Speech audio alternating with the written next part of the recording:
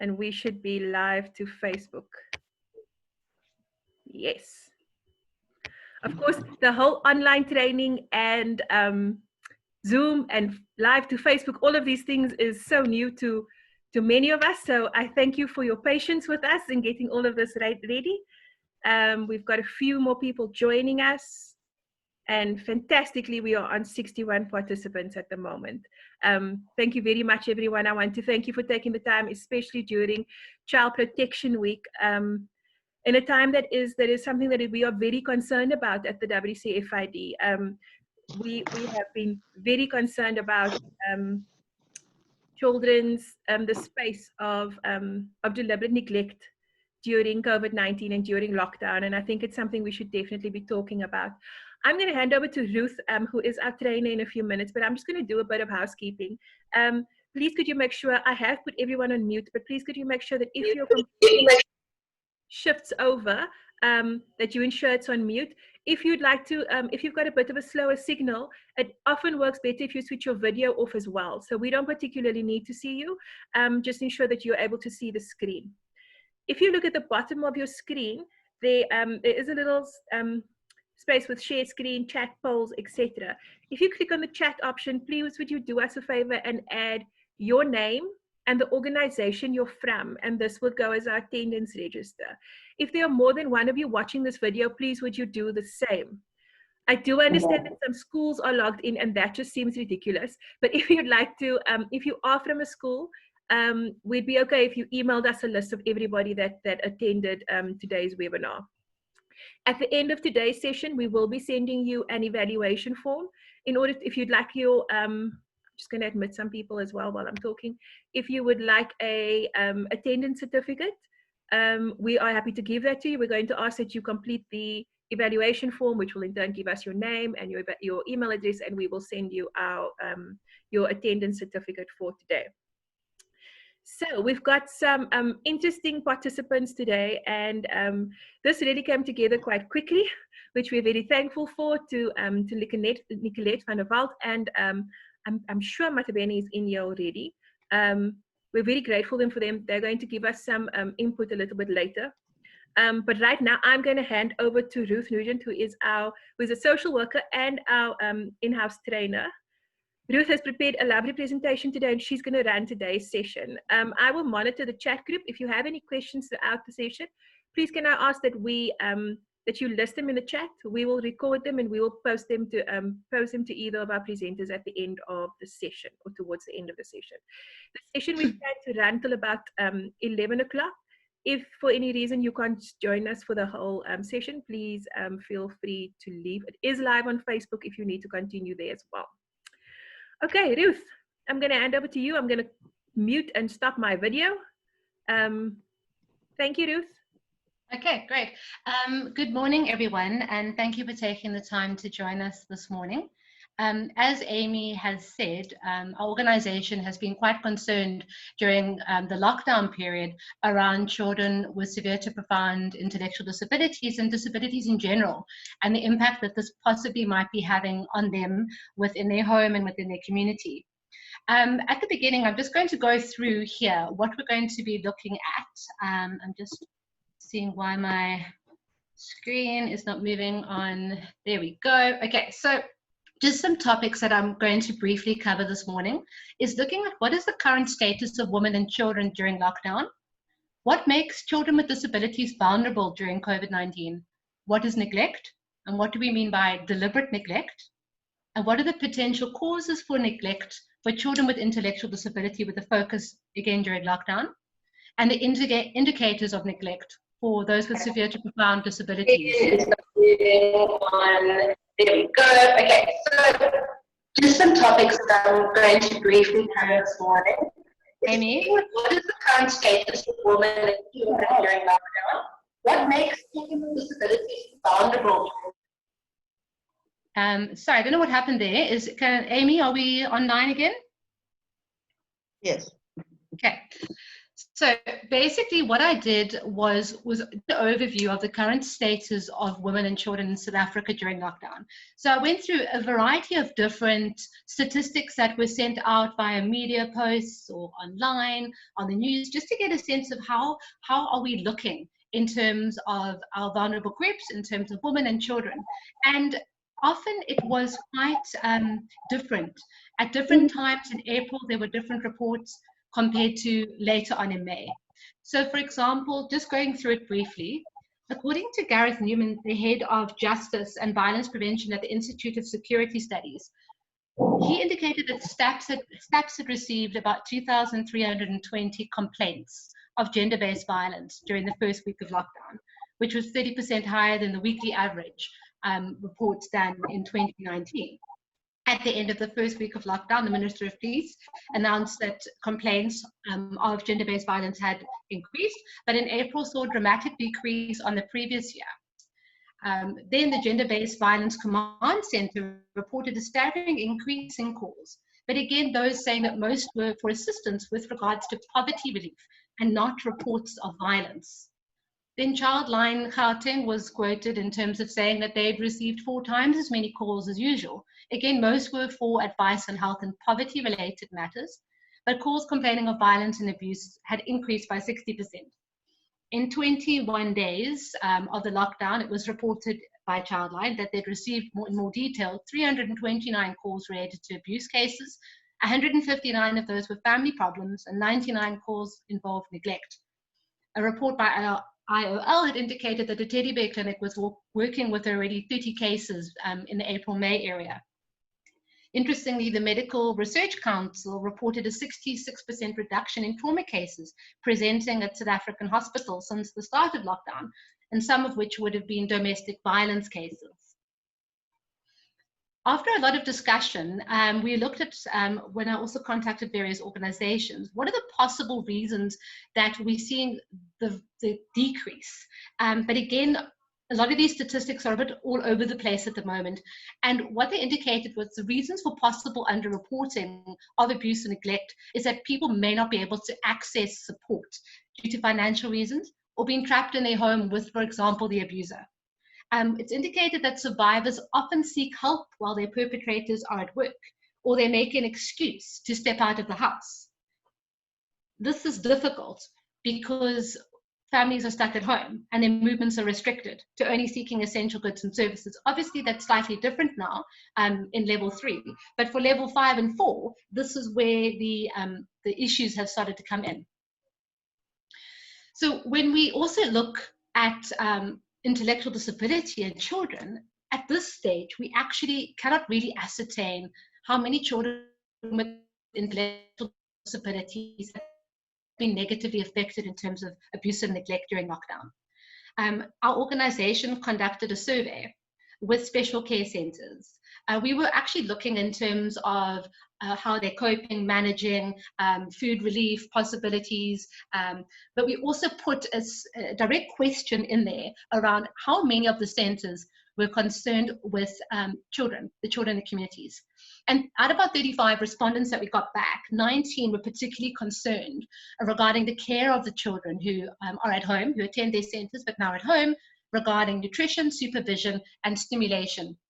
A number of organizations that I've spoken to had mixed reports. They said sort of during level 5 and 4, there had been a decrease in reports, but now that we're moving into the next level, there'd been an increase. But they actually felt that they are not going to be able to give a clear answer until the end of lockdown, until we can actually see the extent of the reports when people are able to access and visit facilities and services. And one thing that we all collectively felt, that just because a concern is not reported does not mean that whatever's happening at home is not happening. And that's something that we needed to keep in our mind, especially during this Child Protection Month or this week. I did some research online, and I was looking at what do we look at the socio-ecological impact of COVID-19. And this also we can interpret this in terms of what our communities might be feeling and what we're feeling as individuals, and how those who are vulnerable are being impacted by not having necessary access. So they broke them down into a series of different micro, macro, meso levels, starting with the child, the family, community, society, and wider. And what they found that were concerns during this particular time was the erosion of social capital, the disruption of a limited access to basic services. So when we say, oh, there's been a reduction in people calling for assistance, are they not able to access it?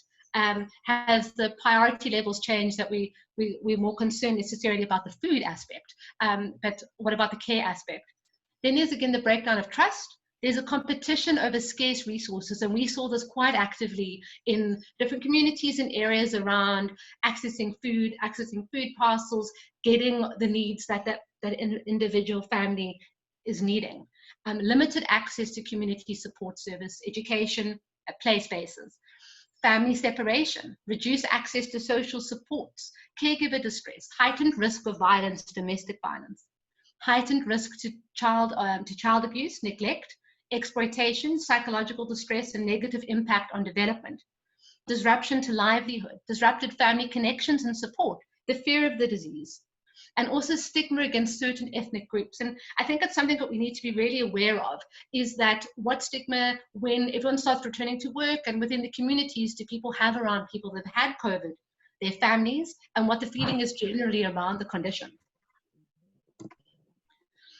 And what, looking more specifically, is around the children, what makes them at risk. Now, obviously, I'm not sure how many of us have kids, but we do know that a number of children are at home, obviously, because of the school closures, and their restrictions on movement disrupt that child's routine and social support. Children and families who are already vulnerable due to socioeconomic exclusion or those who live in overcrowded settings are particularly at risk. Poverty, job losses, resulting in limited to no income, increased stresses on parents and caregivers who may have to find new childcare options or forego work. Again, social isolation imposed during the lockdown potentially increases the risks of women and children, and this is children with or without disabilities. We are focusing on children with intellectual disability, but you can imagine being in an environment where where there's a huge or larger risk for that family. Social isolation means a lack of support from family and friends, who are often the first line of support in domestic violence situation, and women and families who are then in danger within the home environment. And then stigma and discrimination related to COVID-19 may make children more vulnerable to violence and psychosocial distress.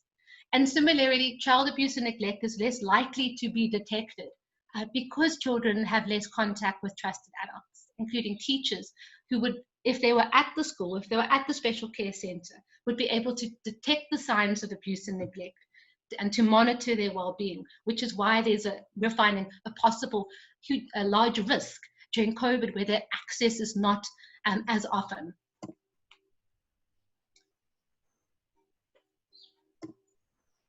Okay, so what makes children vulnerable during COVID-19? Social isolation during lockdown, as mentioned, not accessing services they would otherwise receive at the special care centers that they would attend. And children with disabilities are more dependent on others to have their needs met, and care may be provided by someone other than a parent or primary caregiver. And this care may not be available or done appropriately. What makes them more vulnerable, again, is possible lack of parental supervision, lack of access to resources such as food, appropriate healthcare. A parent or caregiver may be abusing drugs and alcohol, which will impact on their caring. And persons with disabilities, in particular those with complex communication needs, have a heightened risk of becoming victims of abuse and crime and neglect. So we've covered quite a lot around the possible impacts. But I thought I'd look at specifically, how do we define neglect? So according to the Children's Act 38 of 2005, neglect is defined as in relation to a child, means failure in the exercise of parental responsibilities to provide for the child's basic physical, intellectual, emotional, or social needs. In section 150 is the component of the Children's Act which identifies a child for possible intervention around whether they are at risk. So one of the sections, F, would say the child lives or is exposed to environments which might cause their physical, mental, social well-being. But we look at neglect. Neglect is the pattern of failing to provide for the child's needs. It can be seen as abuse through omission of not doing something, resulting in significant harm or risk of significant harm to the child. And there are 4 types of neglect: physical neglect, medical neglect, educational neglect, and emotional neglect. But more specifically, what do we mean by deliberate neglect? So let's unpack this a bit. If the parent is unaware of the needs of the child through either lack of education, there can still be neglect. We would argue that the child is neglected without the parent being neglectful. Such a confusing idea shows the complexity of the concept of neglect and how it needs to be refined and explored. However, even though parents who neglect are by definition possibly innocent of any deliberate deprivation that they conceive will bring harm to their children, such unknowing or thoughtless neglect can be damaging or even fatal. This is particularly because the parent, being partially or completely unaware of neglect, does not take any steps to correct the situation. So the neglect becomes long-standing. Indeed, neglect over a long time will be particularly harmful. But specifically around deliberate neglect. Deliberate neglect is the willful neglect denotes intent, which differs from persons who are living in abject poverty or struggling to provide for the child, such as refusal to access medical service when needed by a child as medical neglect, which as a result places a child at risk. Physically, or refusal or failure to ensure a child is enrolled in and attends school compromises that child's development and inherent right to education. Receiving a child support grant, but instead of using the money to buy food for the child, drugs and alcohol are bought instead. So what we're saying is, when the parent is aware of their actions and continues to deliberately, through planned, deliberate, or malicious actions, withhold care and support for their child with intellectual disabilities, the neglect would be considered deliberate neglect. And at times, parents can be held criminally liable for the deliberate neglect. We need to consider that in communities, parents who may, especially during COVID, have lack of access to funds, may not necessarily comprehend or understand the full extent of their child's disability and the needs that that child requires in order to make sure their muscles don't contract, or that they need to be bed sores from sitting too often, or they need to be changed regularly because of having to wear lots of nappies and so on. If the parent is not knowledgeable and isn't intentionally not caring for that child, it would be considered neglect, but there would be intervention of support. It's when we're dealing with parents who possibly know what they should be doing and deliberately don't do it, is where our fear and concern comes in over our children who are within different communities and areas with intellectual disabilities. So we spoke a little bit about causes at the beginning, but just to sort of briefly look, again, I'm saying we're looking at caregivers' own developmental history or psychological well-being, which can impact on their capacity to care. Circumstances that place families under extraordinary stress, such as poverty, unemployment, socioeconomic stresses, limited access to healthcare, restricted access to social supports or networks to work through many concerns and situations that arise in providing care for the child and the rest of the family, and limited coping strategies on part of the caregiver during lockdown. Sometimes, as I mentioned, lack of education or poor understanding of a child's disability can result in affecting the care of the child, which can lead to neglect. However, if there's apathy and defensiveness or frustration or disinterest on the part of the caregiver, and that care is limited to that child, it's deliberate. Abusing alcohol or other drugs on the part of the caregiver, which renders lack of supervision to that child, in a sense is looking at it as deliberate. The indicators that we can see with children with severe to profound disabilities during lockdown can be look at a malnutrition, a failure to thrive, undernourished. The physical manifestations of lack of care would be muscle contractions, bed sores, nappy rash, inadequate care, body odors, nappy rash, septic sores, lice, matted hair, inadequate clothing, and frequent lack of supervision of a child left in the corner without stimulation or activity also places that child at increased risks of being vulnerable to sexual abuse. Other aspects around would be indicators of neglect would be the child isn't being stimulated, infrequent changing of the child, the indifference towards the child, untreated illness, and sores around the mouth and light water retention in the palms or in the legs of the child. So basically what I've taken today, it's probably seems like quite a lot of information in a very short space of time. But it's basically to give a sense of what the impacts have been so far in terms of statistics around COVID, what the particular impacts those are on the children, what neglect is, and when we consider the deliberate aspect of neglect, and also what resources are potentially available to support special care centres, public and communities when these particular indicators are becoming apparent. So while we are going to move on to two other organizations who are going to give more detail on this, these particular resources have been made available during the lockdown period to be actually accessed should you have concerns around children within the communities. So they have Gender-Based Violence Command Center. You'll see the number online. They have a cell phone number, which is also free. You can call, it's not necessarily just gender-based violence, it's any concern that you have around a child within the community. Childline is also available, your nearest police station, and Thuthuzela centers as well, and Cape Mental Health Society is working remotely. That number is available and you can contact them as well. Thank you very much. That was my presentation. I'm going to hand over to Amy. Amy, are you there? Great. Can everyone still hear me? Can I have a bit of a thumbs up to see everyone still there? Okay, great. If there are any questions, lovely, fantastic. Let me actually show my face now that there we go, there I am, kind of, in between this. Hello, everybody. Okay, so if there are any questions, please feel free to put on there, and then we can address them near the end of our presentation. I'm now going to hand over to Nicolette van der Walt. Nicolette, are you there? Have you been unmiked? Let me just... I'm unmiked now. Okay, fantastic. So Nicolette and I are the only people that are going to be unmiked at this stage. What we thought would be quite nice would be to have more of a conversation with me, sort of asking questions, and Nicolette answering and adding more information because she's a lot more experienced around child protection. So Nicolette, thank you for taking your time to talk to us today. We really appreciate it. Nicolette van der Walt is the National Director for ACVV, Afrikaanse Christelike Vrouwenvereniging, which is the child protection organization. Welcome and thank you. Maybe let me just start, fantastic. Let me just start off by maybe giving you the opportunity just to give a bit of background around your organization. Yes, like I said, we're a designated child protection organization, one of the oldest in South Africa. We've been 106, or will be 116 years old this year. And quite interesting social work and family care services. The RCVV appointed its first social worker 85 years ago.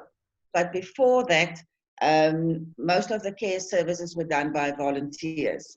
Currently, we have about 270 social work practitioners. And about 20 years ago, we decided to move from generic social work to specialize and focus on child protection. Fantastic, thank you. Can you give us a sense of what your experience has been in terms of lockdown, reported cases during sort of level 5 and 4? Have you seen an increase during that time, or was there a decrease and now an increase now that the levels have changed? It's interesting. I was listening to what when you reported on the different organizations' statistics. In the first week of lockdown, we had a report of 17 cases of neglect, but 53 cases of child maltreatment. Then the second week, it was only 9 cases and only 35 in total of maltreatment. In the third week, it picked up again. So it is difficult. It's like an undulating thing that we've seen. In the third week, it started to pick up because we made a conscious decision to phone children. Okay. So during level 5, our social workers worked from home, but from level 4, they returned to the office.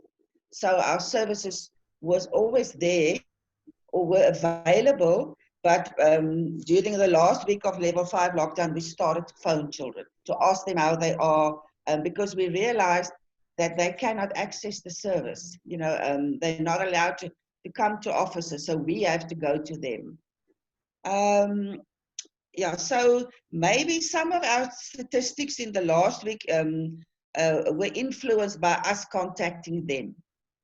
Okay. In general, about, if we look at neglect, 30% of the cases reported, and sexual, physical abuse, emotional abuse, about 26%.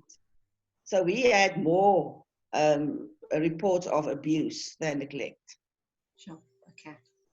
And could you, I know I covered a little bit around defining neglect and deliberate neglect, but as an organization that deals with it more specifically, could you give us a description of how, from a child protection point of view, one describes neglect and deliberate neglect?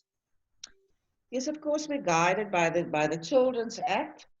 And like you earlier, neglect either an act of omission or an act of commission. Neglect, if you look at statistics in our organization, we have about 190 social workers, and I combine the statistics of our social workers, neglect would be the most of everything that is reported. Neglect is always the most. Yes, it's like you said, it's a failure in the exercise of parental responsibilities and rights. Because of different reasons, you've alluded to that. It's usually non-deliberate and sustained over a period of time. It's not neglect happens now and then it goes away. It's usually because of poverty and inequalities or lack of resources. It's usually sustained over a length of time. So yes, neglect is an act of commission, and the Children's Act does not require the mandatory report of neglect. Okay. Okay, so there's... Sorry, carry on. To deliberate neglect, on the other hand, is an act of commission. It's malicious. It always has its roots in a malicious intent, and there was a conscious decision to deliberately deprive the child of care and love and resources. And the Children's Act requires the reporting of deliberate neglect. In terms of Section 110, yes, so neglect, both non-intentional and deliberate neglect, are the two main types of report of child maltreatment that child protection organizations receive. On that, we have a lot of different organizations that are on this webinar, and a lot of them are from special care centers or special schools. Not in a very long, I know we haven't got very long, but do you think you could just give them a bit of a guide as to, if they do think that one of the children within the communities, they're concerned, what process should they be following to make that known to a child protection agency? Yes, in terms of Section 110 of the Children's Act, there's a long list of professions or people who must report abuse or deliberate neglect to a designated social worker or the police. That would be teachers or educators or health staff, all social work staff, doctors, dentists, religious people, police, etc. And then also the duty to report on Section 54 of the Sexual Offences Act. It says a person who has knowledge, any person, no matter your profession, who has knowledge, reasonable belief, or suspicion of a sexual offence against a mentally disabled person or child must report it to the police. And that is why when people are concerned or they suspect deliberate neglect, or even, if I can call it normal neglect, if it's anything normal about it, to a designated social worker. Now, there's a difference between a designated social worker and a social worker who, say, works at your organization or at any of your specialist organizations or in the police service. A designated social worker or the organization is designated to deliver the full scope of services in terms of the Children's Act.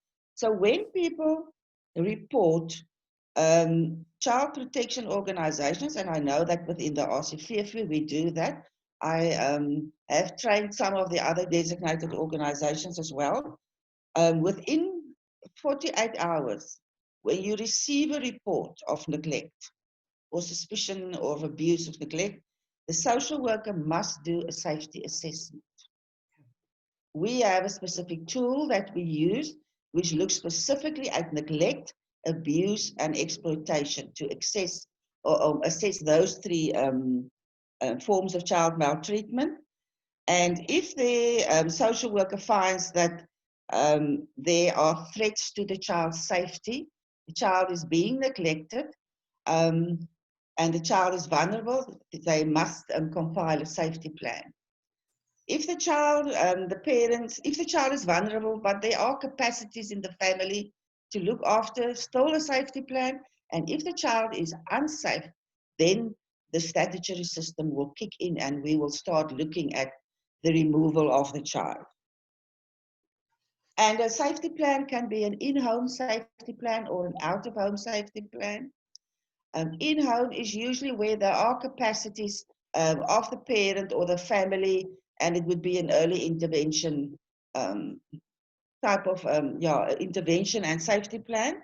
When it's out of home, it is usually where there's no or not enough parental capacity, and the child must be removed to alternative care to safeguard the child. Thank you. I think that gives a nice, clear explanation to a lot of the different centres and individuals who are on the webinar at the moment. Can we just look at, in terms of your safety assessments, and so we look at specifically around children with intellectual disabilities or children with disabilities in general, does your safety assessments cover those indicators? So what indicators would your social workers look for within the if they had a referral of a child with a disability? Does it differ? Sorry, the safety assessment would look at the type of treatment, what was reported and what can be observed, the child vulnerability. Obviously, a child with mild or severe disability, be it intellectual or physical, would be more at risk. So we specifically look at, there are certain indicators which we look for what makes a child more vulnerable. Then we look at the safety threats for the child, the protective capacities of the parent, and what would be needed to safeguard the child. Like I've said, and then there's a process in terms of if it was a report that there's no substance in the report, we would either, close the case or then move to different levels of safety plans. Okay. But definitely we'll look at the indicators, like you've also mentioned earlier, of neglect. But I must mention that neglect or usually also start with emotional abuse, and there's a fine line. With physical neglect, that's more, you can observe that, like you said, but there's also an element of emotional abuse. Okay. And that you would have with children who are disabled.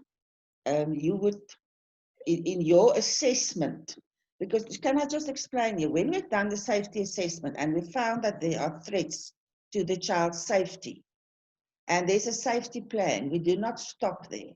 You will then go on and also do a risk assessment to determine a low or high, medium or high level of risk for the child, and then do a full assessment of the child's circumstances.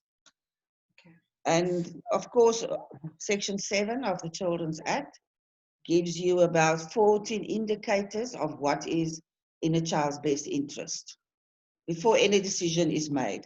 But yes, we do training with social workers focus on all the indicators that you've also mentioned.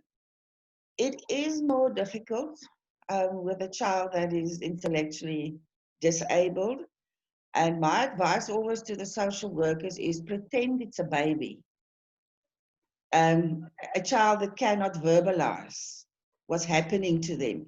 And when a child is with severe intellectual disabilities, your assessment would very much focus on the parents or the caregivers and contacting resources because the child is unable to verbalize. And of course, the physical indicators. Fantastic. Thank you so much. That gives such quite a clear explanation to a lot of us. I think my final question would be, and I hear what you're saying in terms of how you've adapted the assessment for social workers who will go in to assess if there is a child with an intellectual disability. And it would be a good idea for the disability sector to collaborate more with child protection organizations to add more input and advice to the organization around disability. Do you think that would be quite a good collaboration? Yeah, Ruth, thank you. I actually meant to say that and I forgot, so thank you for reminding me. For us in the child protection field, we do not often get reports of children who are severely intellectually disabled, where there are serious child maltreatment. We do the child protection, but you are the specialist organization in terms of intellectual disability. And we cannot work in silos. So yes, of course, we need to have a partnership with you. So that would also be part of the assessment, to contact the specialist organizations. Thank you so very much for your time, Nicolette. I think a lot of us have learned a lot more, and I'm actually quite excited to look at the possibility of working further with child protection agencies around raising awareness around disability and collaboratively. I'm quite excited with that process. Yes. Lovely, thank you. Thank you. Fantastic, thank you. Please don't leave yet. We're going to go until 11, so if you can stay, that would be great. I think Amy is just going to mute you now, and I'm going to move to our next speaker. Matibane, are you with us? Sorry, Ruth. There we go. Sorry, Fatima? Can we get the notes from that presenter, please? I will make sure the information is given to everyone. As you can see, it was more of an interview, but I will get the questions and answers and then make sure that everyone has access to that. Yeah, it was very useful. Thank you. Fantastic. Can I add, Ruth, before you go on? Sorry, I am trying to unmute Mabitane.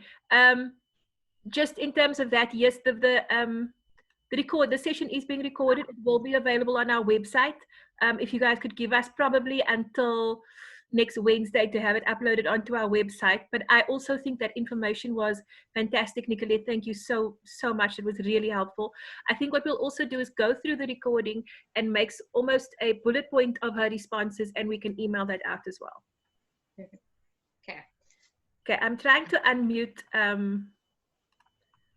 Mamitani. It's taking a little bit longer. Ruth, do you want to introduce her in the meantime? Yes, sorry for that break there. Yes, so our next speaker is Matibane. She's from Project Playground in Langa, an organization that works with severe to profound children with disabilities.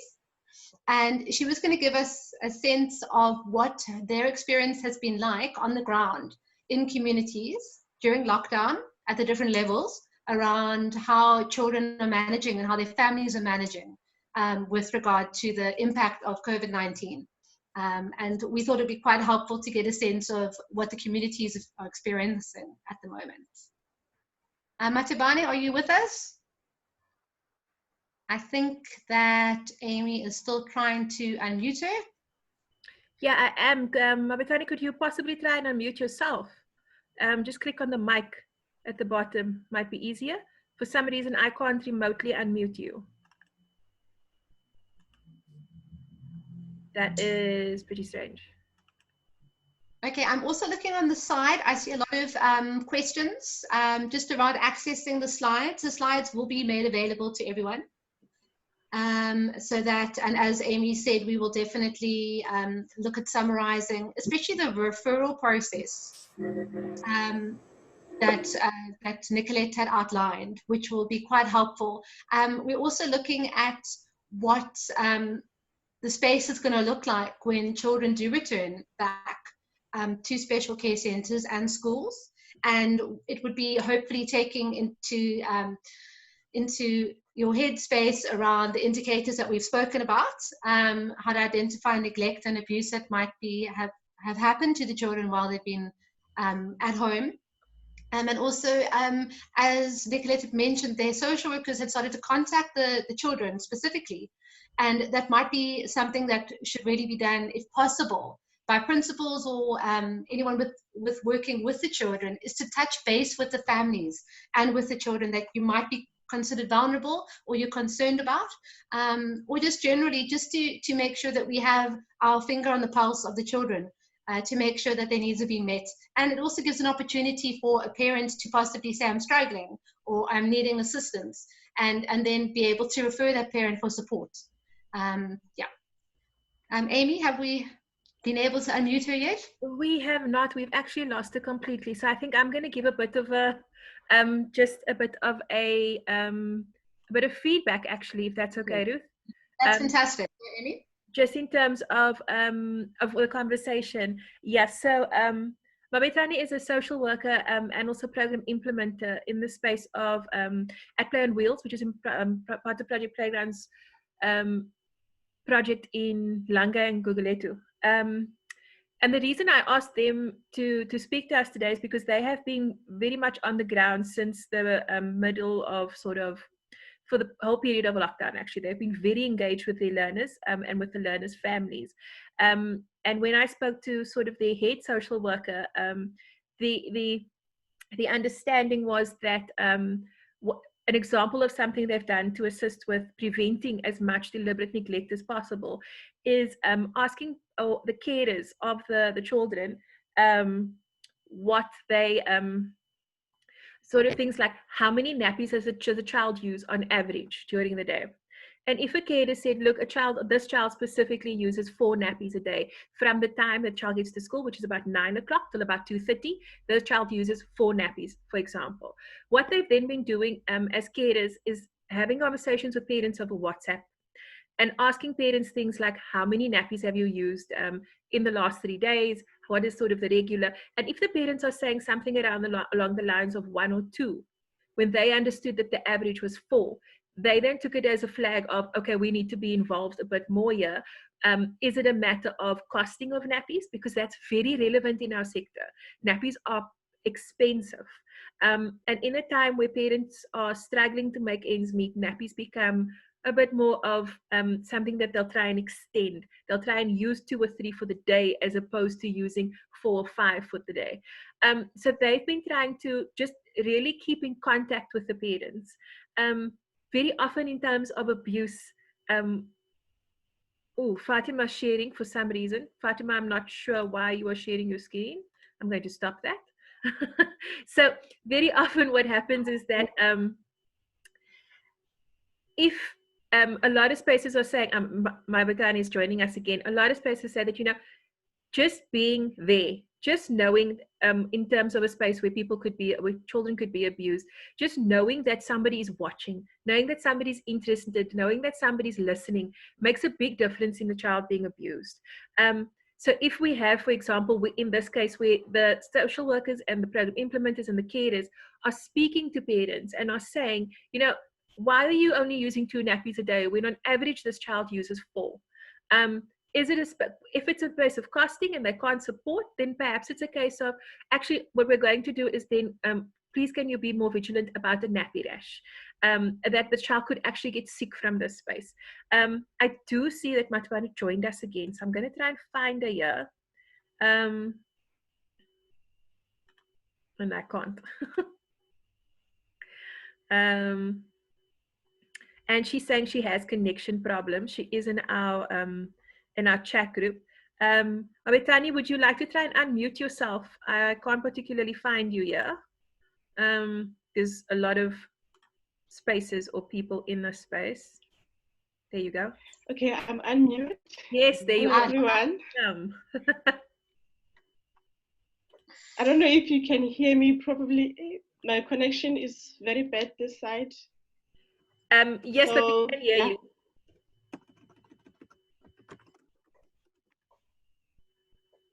Go ahead.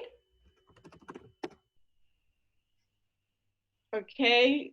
Did you want me to talk about a specific thing or just how we've been doing during the lockdown with our participants?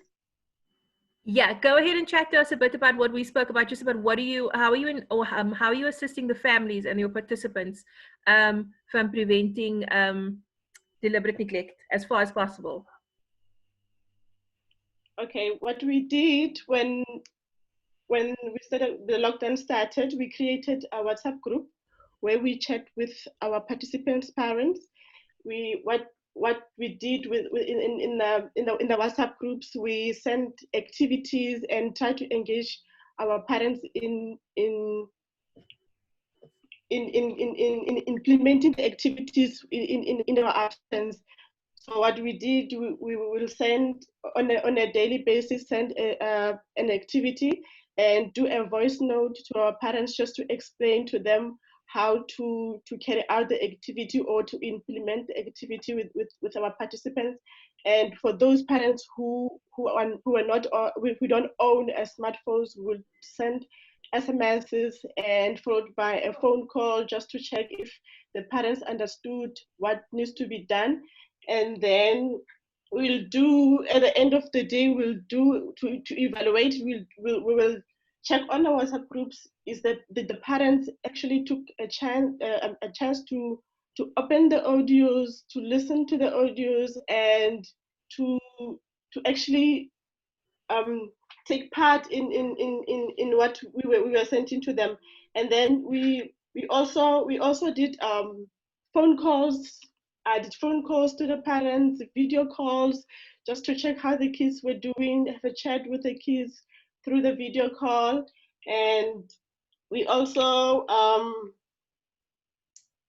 for example, if I could make an example of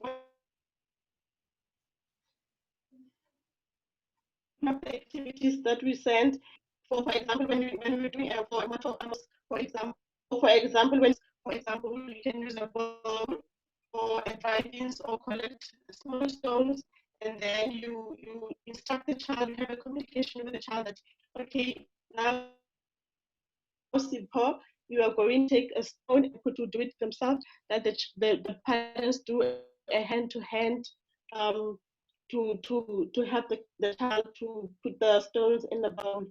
And then we also encourage our parents that they should have communication with the kids, and that learning doesn't have to be structured. Throughout the day, they can teach the children. Like for instance, when you are about to prepare your supper, or we also encourage them to take a slice of bread. Throughout the day, they can distance when you are going to take this is a slice of bread. Then the child is also learning that this is a slice of bread.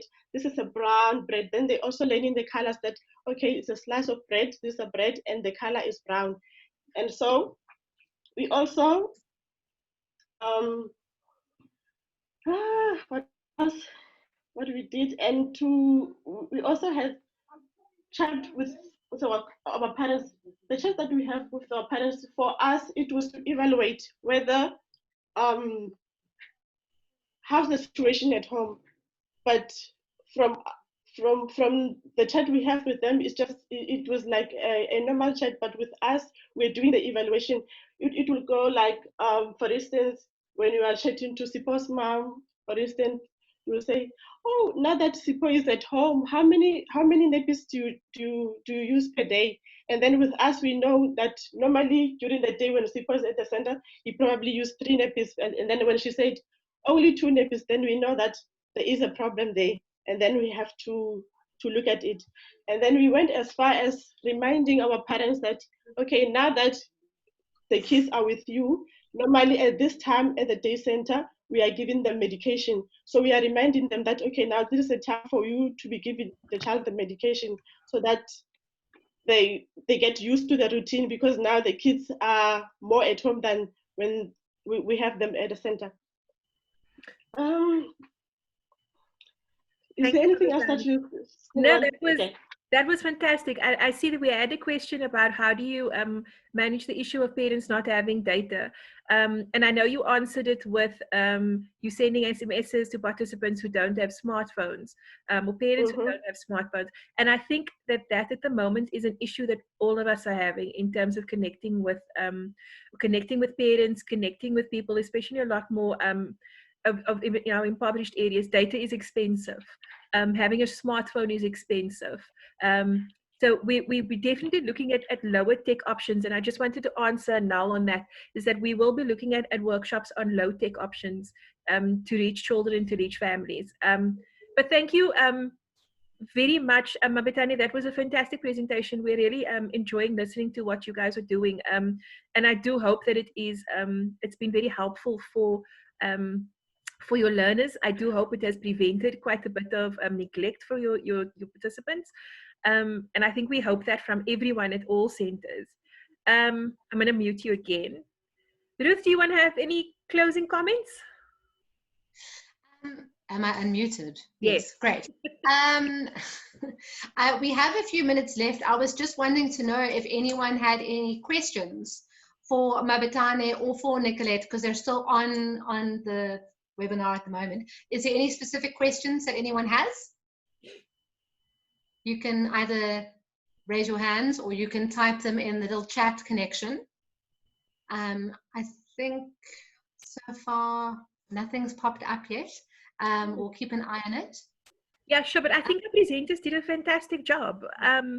I think from your presentation, Ruth, it actually gave us relevant stats during lockdown.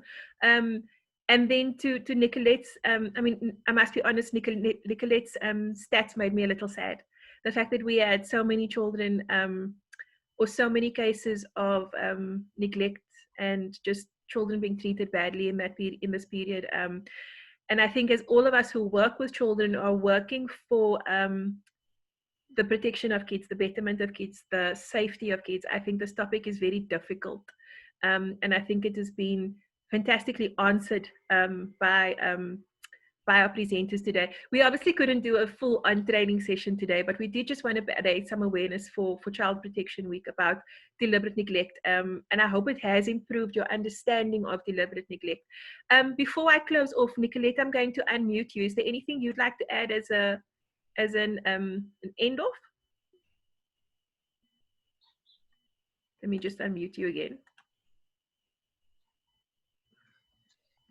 These unmuting things take so long.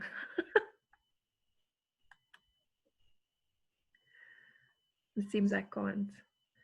Am I unmuted now? Yes, thank you. My muzzle is off.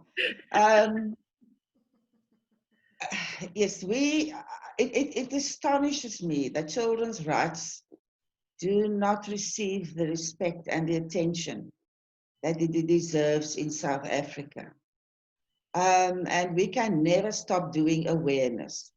It's not about the statistics, because like family violence, child maltreatment, deliberate neglect are the silent killers of our children. So we cannot, and we only see the tip of the iceberg.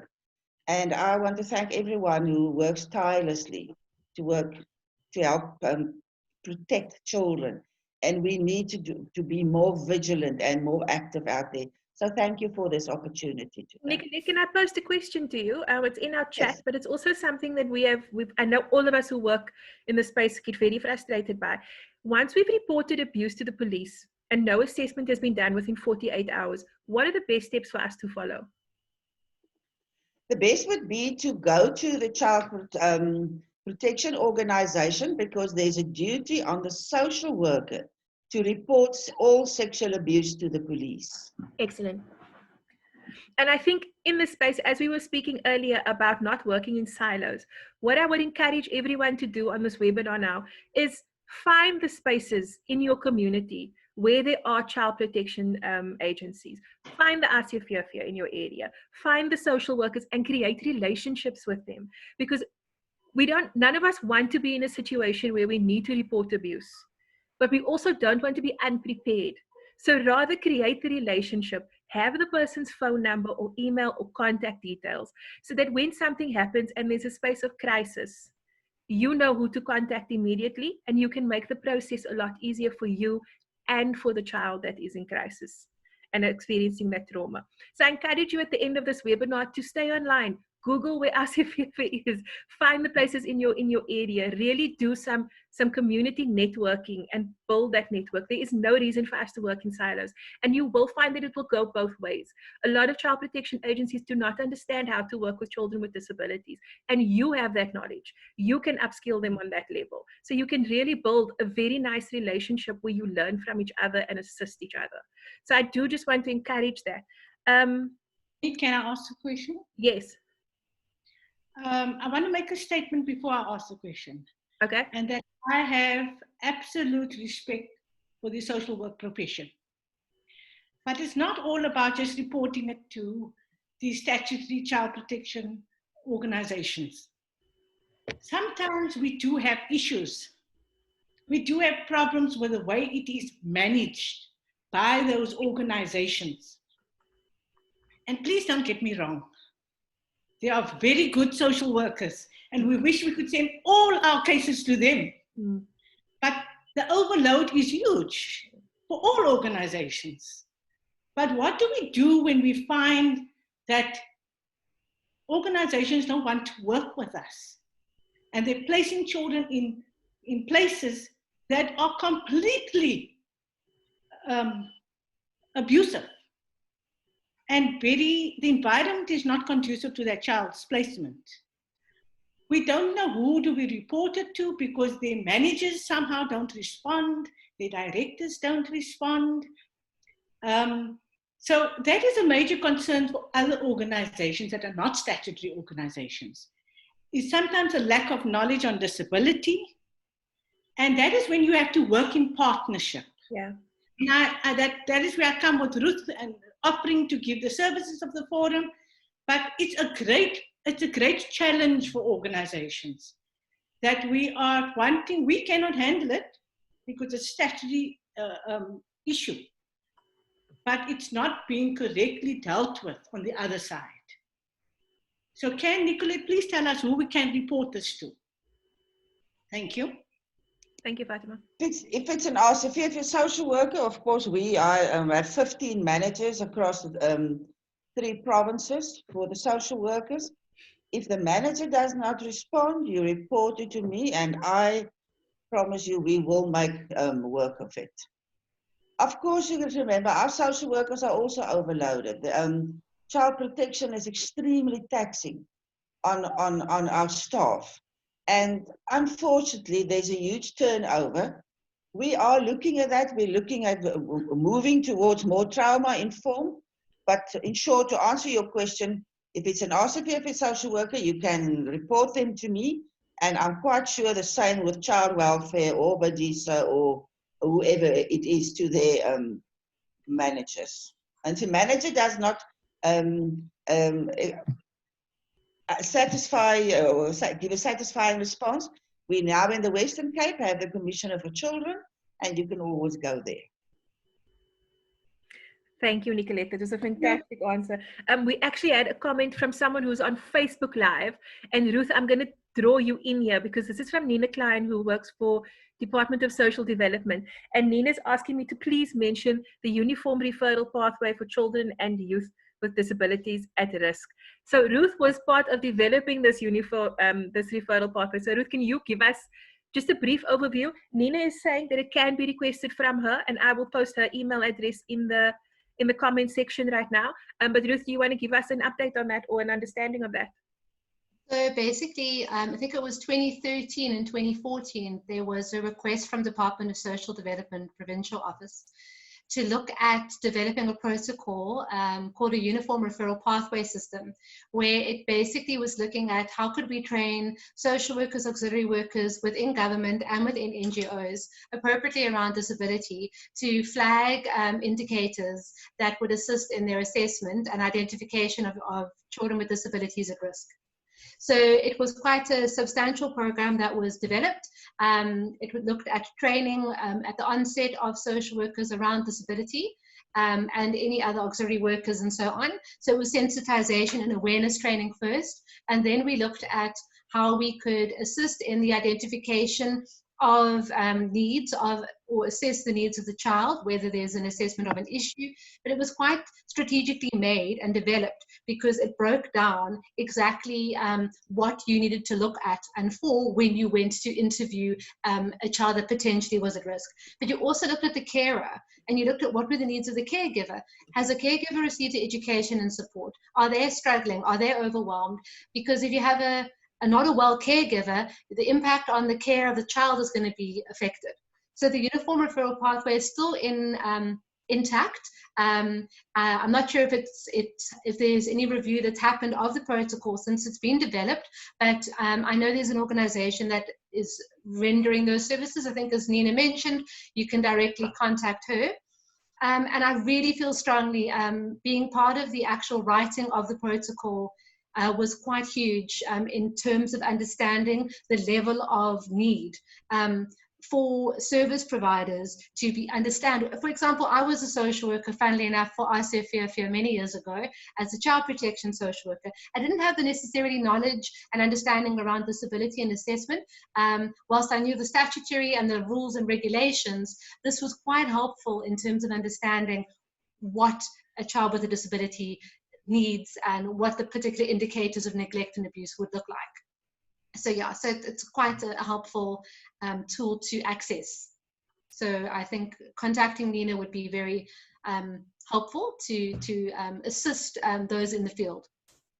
Thank you, Ruth. Thank you for the update. I have posted Nina's email address in the comment section and have gotten a permission that you can email her for that document. At this point, I think I'm going to round off and close today's session. I want to thank Ruth and Nicolette and Mabetane for a fantastic session. It was really a good session. I think we all learned something. I think even if it's just a matter of understanding that it's not okay. It's not okay for kids to not be fed. It's not okay for kids to not be changed. It's not okay for kids to not be given their basic rights in terms of being looked after. And then I think what was fantastic when Nicolette said it, that I remind people often, is that we have a duty to report. And unfortunately, we can never forget that duty to report. So I want to encourage you, if you're looking for the referral pathway, please contact Nina. Please familiarize yourself with that. Please get in touch with your child protection services in your community so that you can build that network for yourself. I honestly hope you never need it. I really hope you never need it. There is nothing worse than reporting abuse of a child. So I hope in your organizations you never need it, but our reality is that you might. So I encourage you to put that package together, or put your plan together. Your organization should have a policy. Your organization should have a plan. And if you need further training, please email me or Ruth. Ruth is trainer at wcfid.co.za. I am programs at wcfid.co.za. I see Oasis Special School is doing a school training for all their teachers, which is fantastic. We can do this webinar for just you. We can have a webinar for just your organization. So if you want to gather your staff for training on reporting child abuse, it is something we can offer for you, and we can do it, whether it's, we can do it over Zoom. We can host it for you. You don't have to pay for the Zoom registration. We can do that. But please get in contact with us and we can have a conversation about how you upskill your staff on this. Last thing I want to add, Busi, can you please paste that SurveyMonkey link once again, just at the end now? You will see that Busi is putting a link to SurveyMonkey that is in our online evaluation form. I want to thank those who have filled it in so lovely last week. It was, in the week, it's really great to get your feedback. Again, I'm going to encourage you to please tell us what you need in terms of training. Our next couple of months, we will be doing training specifically that you are requesting in terms of COVID. So please be honest in it, especially when you discuss our sessions here as well. Help us improve. This is new to all of us, so help us improve. Today was our first live session on Facebook. Also something that's very new to us, but it really, we are open to new ideas, to criticism. Please help us improve the situation or our presentations. please click on the link for SurveyMonkey. It will take you to an evaluation form. We will get your details and we will process your attendance certificate from that. Again, today was a free session. There was no points. It's purely an information session. On Wednesday, we have a session on managing challenging behavior during lockdown. This is for CPD. Well, it'd probably be one. It's an hour. So we get 1 CPD point an hour. So it'll be for 1 CPD point, it's 40 Rand. Again, you can email me or Ruth or Busit if you want more information. If you visit our website, you can register immediately from our website and from our Facebook page. And yeah, please be patient with us with your certificates. Because we have to do your certificates one by one. We will get it to you. And I think what I'm going to be saying is that we will get your certificate to you within a week of the last session. So today's certificate you will get by next Friday. If there's a reason that you need this almost urgently, please email me and I can try and make a plan for you. Other than that, and I see a question. Ruth, do you want to add anything? Are we looking at the question around the children in houses that are already overloaded? I think that's more comment. I think, yeah, and it's a very valid comment. And what I'd also like to say is that we are going to continue the conversation around child protection. We are going to be having a follow-up session. A number of disability organizations have been quite keen to do a follow-up. And also, if there are any particular areas of interest that you have around child protection, please feel free to mail myself or Amy or Busi, or even put it on the side here on the chat on particular areas that you want to look at. But yeah, this is just the beginning of the first session around child protection. We will be having a follow-up one as well. But we really appreciate everyone attending, and we really hope you've learned something new today. Thank you. Thank you very much to the presenters and for you for the opportunity. We Thank can you. do that again. Thank you. Thank you. Lovely having you here. Thank you, everyone. We're going to end the message. So much. Bye-bye. Bye. Bye-bye. Okay, I'm going to